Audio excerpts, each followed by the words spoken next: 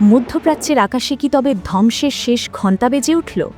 পারস্য উপসাগরের উত্তাল জলরাশিতে দাপিয়ে বেড়াচ্ছে মার্কিন বিমানবাহী রণতরী, আর আকাশে ডানা মেলছে অত্যাধুনিক F-15E স্ট্রাইক ইগল যুদ্ধবিমান। প্রশ্ন একটাই, ডোনাল্ড ট্রাম্প কি তবে শেষ পর্যন্ত ইরানের বুকে সরাসরি যুদ্ধের ঘোষণা দিতে চলেছেন? যে উত্তেজনার আগুন এতদিন ছাই চাপা ছিল, তা কি এখন এক ভয়াবহ দাবানলে রূপ নিতে যাচ্ছে? ইসরায়েল কি তৈরি করে ফেলেছে তাদের মরণঘাতী ছক? যুদ্ধের এই সাইরেন কি শুধুই হুমকি, নাকি পৃথিবীর মানচিত্র থেকে একটি দেশের পতন নিশ্চিত করার চূড়ান্ত প্রস্তুতি? আজ আমরা উন্মোচন করব ট্রাম্পের সেই রহস্যময় বোর্ড অফ পিস এবং ইরানের সেই ভয়াবহ হুঁশিয়ারি যা কাঁপিয়ে দিচ্ছে খোদ হোয়াইট হাউসকে।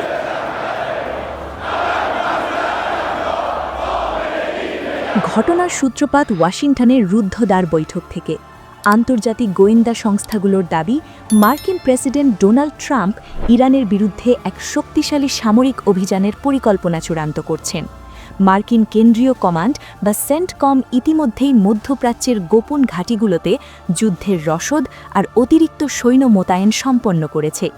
সাগরের বুক চিরে ধেয়ে আসছে মার্কিন রণতরী।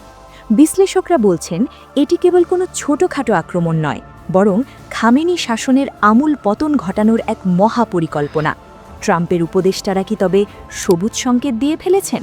মধ্যপ্রাচ্যের আকাশ কি আবারও বারুদের গন্ধে ভারী হয়ে উঠবে?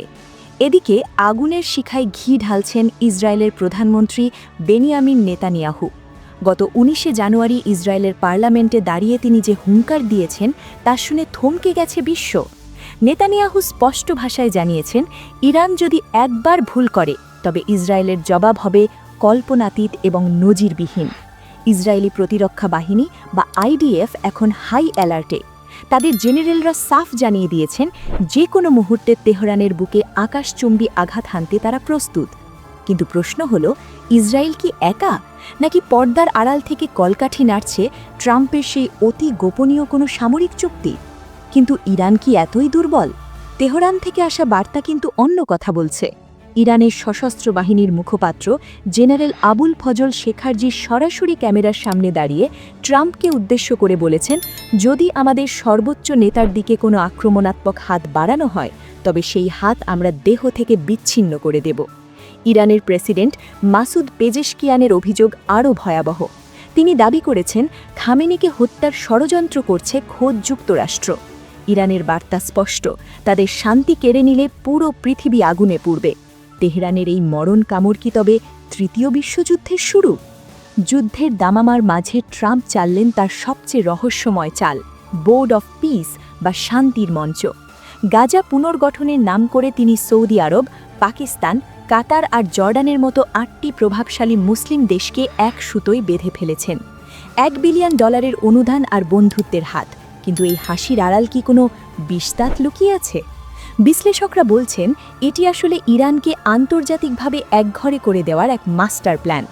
গাজার দোহাই দিয়ে মুসলিম দেশগুলোকে ইরানের বিরুদ্ধে দাঁড় করিয়ে দেওয়া। এ যেন এক রক্তপাতহীন যুদ্ধের শুরু। ট্রাম্প এই বোর্ডের আজীবন চেয়ারম্যান হতে চান, যার অর্থ মধ্যপ্রাচ্যের চাবিকাঠি থাকবে শুধুই তার পকেটে। উত্তেজনার পারদ যখন তুঙ্গে, তখন সামনে আসছে আরও বড় এক আতঙ্ক, পারমাণবিক স্থাপনা। আন্তর্জাতিক বিশ্লেষক ডেভিড অলব্রাইট সতর্ক করেছেন, ইরানের অভ্যন্তরীণ অস্থিরতার সুযোগে তাদের পারমাণবিক কেন্দ্রগুলো হাতছাড়া হতে পারে। এর মাঝে ইরানের পাশে পাহাড়ের মতো দাঁড়িয়েছে রাশিয়া। পুতিন কি তবে ট্রাম্পের এই জয়যাত্রায় বাধা হয়ে দাঁড়াবেন? মস্কো সাফ জানিয়ে দিয়েছে, তারা ইরানের সাথে ব্যবসা বন্ধ করবে না।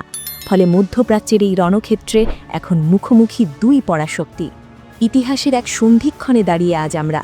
একদিকে ট্রাম্পের অজেয় জেদ, অন্যদিকে ইরানের অস্তিত্ব রক্ষার লড়াই। মধ্যপ্রাচ্যের এই দাবানল কি শান্তির বার্তা আনবে, নাকি ধ্বংস করে দেবে মডার্ন সিভিলাইজেশনকে? গাজা পুনর্গঠন কি শুধুই অজুহাত, নাকি এর আড়ালে লুকিয়ে আছে বড় কোনো ট্র্যাজেডি? উত্তর পেতে হয়তো আমাদের আর খুব বেশি দিন অপেক্ষা করতে হবে না। আপনার কি মনে হয়, ট্রাম্প কি পারবেন খামেনির পতন ঘটাতে, নাকি ইরান আবারও রুখে দাঁড়াবে? কমেন্ট করে আপনার মতামত জানান এবং চ্যানেলটি সাবস্ক্রাইব করে বেল বাটনটি বাজিয়ে রাখুন। প্রতিটি আপডেট পেতে আমাদের সাথেই থাকুন। ততক্ষণ ভালো থাকুন, সুস্থ থাকুন। ধন্যবাদ।